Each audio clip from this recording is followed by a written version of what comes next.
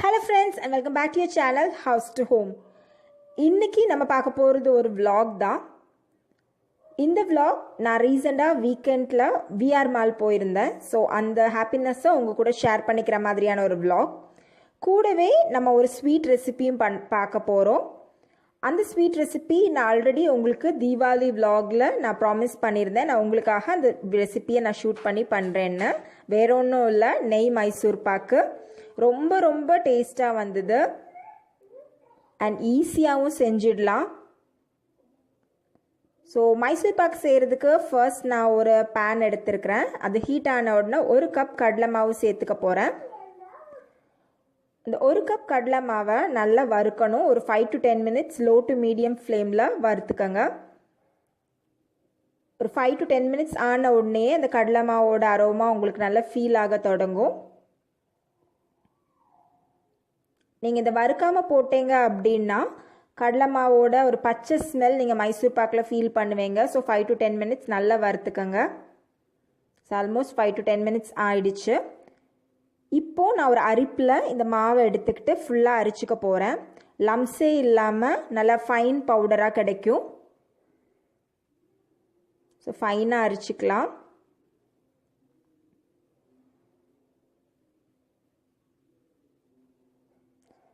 So இப்போ நம்ம அரிச்சாச்சு மாவை கம்ப்ளீட்டாக. இந்த மாவோட ஒரு 1/4 கப் அளவுக்கு நெய் சேர்த்துக்கிறேன். இந்த நெய் வீட்டில் பண்ண நெய், ஹோம்மேட் கீ. எப்படி பண்ணணும் அப்படின்னு நீங்கள் தெரிஞ்சுக்கணுன்னா இதோட லிங்க் நான் கீழே டிஸ்கிரிப்ஷன் பாக்ஸில் கொடுக்குறேன். இல்லாட்டி மேலே ஐ பட்டன் செக் பண்ணி கூட நீங்கள் அந்த வீடியோவை பார்த்து ஹோம்மேட் கீ எப்படி பண்ணலான்னு கற்றுக்கலாம். ஸோ இந்த நெய் அண்ட் கடலை மாவை சேர்த்து நல்லா மிக்ஸ் பண்ணலாம். நல்லா லம்ஸே இல்லாமல் நல்ல ஃபைன் பேஸ்ட் மாதிரி வரணும். ஸோ 1/4 கப் அளவுக்கு உங்களுக்கு நெய் சேர்த்தும் இந்த கட்டியாக இருந்ததுன்னா இன்னும் கொஞ்சம் ஒரு 2 டேபிள் ஸ்பூன் சேர்த்துக்கங்க. சேர்த்து நல்லா மிக்ஸ் பண்ணிக்கங்க. இதில் நிறைய நெய் சேர்க்க வேண்டி வரும். கிட்டத்தட்ட ஒரு 1.5 கப் அளவுக்காவது நெய் உங்களுக்கு தேவைப்படும் இந்த நெய் மைசூர் பாக்குக்கு. நான் 1 கப் கடலை மாவோட மெஷர்மெண்ட்டில் சொல்கிறேன். ஸோ இப்போ நல்ல ஃபைனான ஒரு பேஸ்ட் ஆயிடுச்சு. இதை நம்ம தனியாக வச்சுக்கலாம். மறுபடியும் கடலை மாவு மெஷர் பண்ணால் அதே கப்பில் ஒரு கப் அளவுக்கு சுகர் எடுத்துருக்கிறேன். அது கூட ஒரு 1/4 கப் தண்ணி ஊற்றிட்டு இந்த சுகர் சிரப் ஃபார்ம் பண்ணணும். ஸோ நல்லா ஹீட் பண்ணி சுகர் நல்லா மெல்ட் பண்ணலாம். ஸோ மெதுவாக சுகர் நல்லா மெல்ட் ஆக தொடங்கிடுச்சு. இப்போ நல்லாவே மெல்ட் ஆயிடுச்சு. ஒரு கம்பி பதம் அளவுக்கு இந்த சுகர் சிரப் இருக்கணும். ஸோ 1 ஸ்ட்ரிங் கன்சிஸ்டன்சி தான் தேவை. இப்போ நல்ல 1 ஸ்ட்ரிங் கன்சிஸ்டன்சி வந்துருச்சு, பார்த்தீங்கன்னா தெரியுது. ஸோ இந்த சிரப்போட நம்ம மிக்ஸ் பண்ணி வச்சுருந்த அந்த கடலை மாவு அண்ட் கீ மிக்சரை சேர்த்துக்கலாம். சேர்த்து இந்த சுகர் சிரப் அண்ட் கடலை மாவு மிக்ஸ் நல்லா மிக்ஸ் ஆகணும். நல்லா சேர்த்து கம்பைன் பண்ணிக்கோங்க. ஒரு 5 minutes கிண்டிகிட்டே இருக்கும்போதே உங்களுக்கு ஃபீல் ஆகும் இந்த மாவு கொஞ்சம் டைட் ஆகிற மாதிரி. நெய்யை அது ஃபுல்லாக அப்சர்வ் பண்ணிக்கும். ஸோ அந்த ஸ்டேஜில் ஒரு 2 டேபிள் ஸ்பூன் அளவுக்கு நெய் மறுபடியும் சேர்த்து கிளறலாம். கிட்டத்தட்ட ஒரு 30 to 45 minutes ஆகும் இந்த மைசூர் பாக்கு செய்கிறதுக்கு. ஸோ இன்பிட்வீன் 5 to 10 minutes நீங்கள் நெய் சேர்த்துட்டே இருக்கணும். 2 டேபிள் ஸ்பூன் நெய்யாக சேர்த்துட்டே இருக்கணும். நெய் சீக்கிரமாக அப்சர்வ் ஆகிட்டே இருக்கும். ஆரம்பத்தில் இந்த மிக்சர் நல்லா பேனில் ஒட்டுற மாதிரி தான் இருக்கும். ஆஃப்டர் 30 minutes பார்த்தீங்கன்னா அந்த பேனை விட்டு நல்லாவே செப்ரேட் ஆகி வரும்.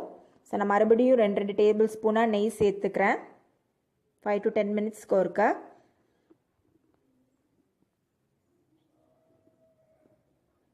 எவ்வளோ நெய் ஊற்றினாலும் இது நல்லா அப்சர்வ் பண்ணும். மினிமம் 1.5 கப் நெய் தேவைப்படும். ஸோ பார்த்தீங்கன்னா பேன் விட்டு நல்லா விலகி வர தொடங்கிடுச்சு. இருந்தாலும் கொஞ்சம் ஒட்டுது.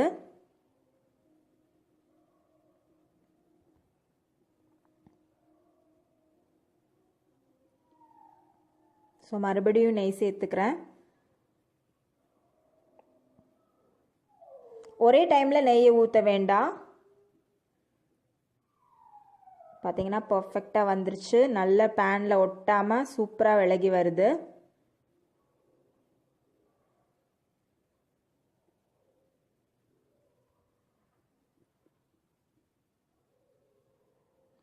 ஸோ அதுதான் நமக்கு தேவையான கன்சிஸ்டன்சி. நம்ம எந்த ட்ரேயில் செட் பண்ண போகிறோமோ அந்த ட்ரேயில் நெய் நல்லா தேய்ச்சிக்கலாம். நெய் இல்லாட்டி நீங்கள் பட்டர் பேப்பர் கூட போட்டுக்கலாம். ஸோ நான் ஒரு நெய் நல்ல ட்ரேயில் ஒரு சிலிக்கன் ப்ரஷ் யூஸ் பண்ணி நல்லா ஸ்ப்ரெட் பண்ணி விடுறேன். ஸோ ஸ்ப்ரெட் ஆனதுக்கப்புறமா நம்ம ரெடி பண்ணி வச்சுருந்த இந்த மைசூர் பாக்கோட மிக்சரை எடுத்து இந்த ட்ரேயில் ஈவனாக ஸ்ப்ரெட் பண்ணணும். ஸோ நல்லா டேப் பண்ணி ஈவனாக ஸ்ப்ரெட் பண்ணுங்க. ட்ரேயை ஒரு 2-3 தடவை உங்களோட ஸ்லாப்பில் டேப் பண்ணிங்கன்னா நடுவில் ஏர் பபிள்ஸ்லாம் எதுவுமே இல்லாமல் பர்ஃபெக்டாக கிடைக்கும். ஸோ இது நல்லா செட் ஆகட்டும். மினிமம் 30 மினிட்ஸ் இது செட் ஆகணும். ஸோ இது செட் ஆகட்டும். அதுக்குள்ளே நம்ம ஒரு குட்டி vlog பார்த்துடலாம். நாங்கள் வந்து விஆர் மால் போயிருந்தோம். விஆர் மால் சென்னையில் கோயம்பேடு பக்கத்தில் இருக்குது. இப்போதைக்கு அந்த மால் வந்து ஃபுல்லாகவே ஓப்பன் ஆகலை. நிறைய கடைகள் இப்போ தான் வந்துட்டுருக்குது. மேலே சினிமா தியேட்டர்ஸும் பண்ணிக்கிட்டு இருக்கிறாங்க. ரொம்ப ரொம்ப பெரிய மால். கண்டிப்பாக உங்களுக்கு ஒரு ஆப்பர்ச்சுனிட்டி கிடைச்சா போய் பாருங்கள். நாங்கள் போயிருந்த டைமில் இந்த மாதிரி விநாயகர் சிலையெல்லாம் வச்சுருந்தாங்க விற்கிறதுக்குன்ட்டு. நிறைய டிஃப்ரெண்ட் ஷேப்ஸில் டிஃப்ரெண்ட் தீம்ஸில் வச்சுருந்தாங்க. எனக்கு எல்லாமே பிடிச்சிருந்தது. வீணை வாசிக்கிற மாதிரி, தம்புரா வாசிக்கிற மாதிரி, லேப்டாப் வச்சுருக்கிற மாதிரி, படுத்திருக்கிற மாதிரி, ட்ரைபல் கேப் போட்டு விநாயகர், அந்த மாதிரி நிறைய ஷேப்ஸில் வச்சுருந்தாங்க. பார்க்கவே எல்லாமே ரொம்ப க்யூட்டாக இருந்தது. அப்புறமா இந்த ஷாப்லேயும் நிறைய கலெக்ஷன்ஸ் இருந்து. இந்த ஷாப்போட நேம் எனக்கு கரெக்டாக ஞாபகம் இல்லை.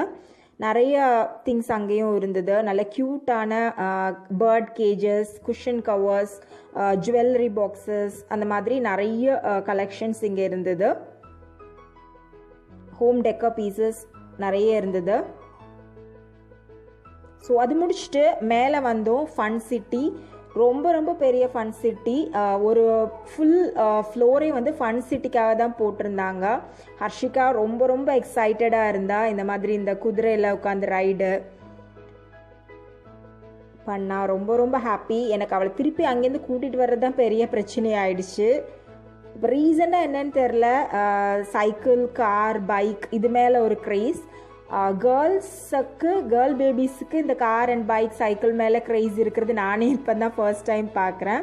ஸோ அவங்க அப்பா சொல்லி கொடுக்க ஒவ்வொரு தடவையாக எல்லா ரைட்லேயும் ஒரு தடவை போயிட்டு வந்துட்டா. ரொம்ப ஹாப்பியாக என்ஜாய் பண்ணிகிட்டு இருந்தா.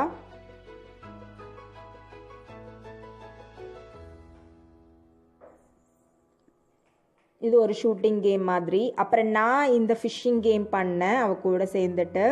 நல்லா ஜாலியாக இருந்தது. இந்த ஃபிஷ்ஷை வந்து ஹூக் பண்ணி பிடிக்கணும், அதுதான் இந்த வீடியோ கேம். ரொம்ப பிடிச்சது, ஹாப்பியாக இருந்தது. ஸோ நிஜமாவே இந்த மாதிரி ஒவ்வொரு நாள் வெளியில் போயிட்டு வர்றப்ப நிஜமாவே மைண்ட் வந்து நிஜமாக நல்ல ரிஃப்ரெஷ் ஆகுது. நம்ம ஒரு என்ன சொல்கிறது, நான் ஒரு ஒர்க்கிங் விமன், எல்லாருக்குமே தெரியும். ஸோ என்னைக்காவது ஒரு நாள் வீக்கெண்ட் இந்த மாதிரி ஸ்பெண்ட் பண்ணுறதுல தப்பு கிடையாது. ஸோ நீங்களும் இதை ட்ரை பண்ணுங்க. ஸோ டிக்கெட்ஸ் கலெக்ட் பண்ணிகிட்ருக்கிறேன். இதான் என்னோட டிக்கெட்ஸ். அப்புறமா இந்த பியானோ கேம் விளையாடினேன். இதுவும் நல்லா இருந்தது. கரெக்டாக அந்த ப்ளூ கலர் வர இடத்துல நம்ம அந்த கீ ப்ரெஸ் பண்ணணும்.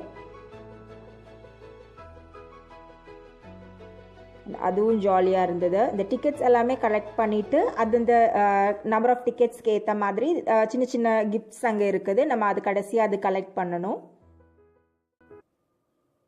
ஸோ அவ்வளோதான், முடிச்சுட்டு வீட்டுக்கு வந்த உடனே பார்த்தீங்கன்னா மைசூர் பாக்கு சூப்பராக செட் ஆகிடுச்சு. கையில் சுத்தமாக ஒட்டவே இல்லை. இதை நான் ஒரு பிளேட்டில் ட்ரான்ஸ்ஃபர் பண்ணிக்கிறேன்.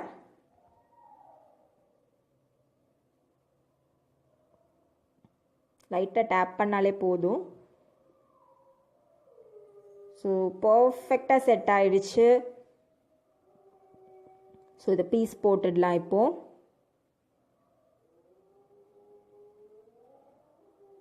ஸோ நான் சொன்ன மாதிரி மைசூர் பாக்கு வீட்லேயே பண்ணலாம், ரொம்ப ஈஸியாக பண்ணலாங்கிறது உங்களுக்கே இப்போ தெரிஞ்சிருக்கும். கண்டிப்பாக இந்த ரெசிபியை நீங்களும் ட்ரை பண்ணி பாருங்கள். ட்ரை பண்ணிவிட்டு உங்களோட ரிவ்யூஸ் கமெண்ட்ஸ் எதுவாக இருந்தாலும் என் கூட ஷேர் பண்ணுங்கள்.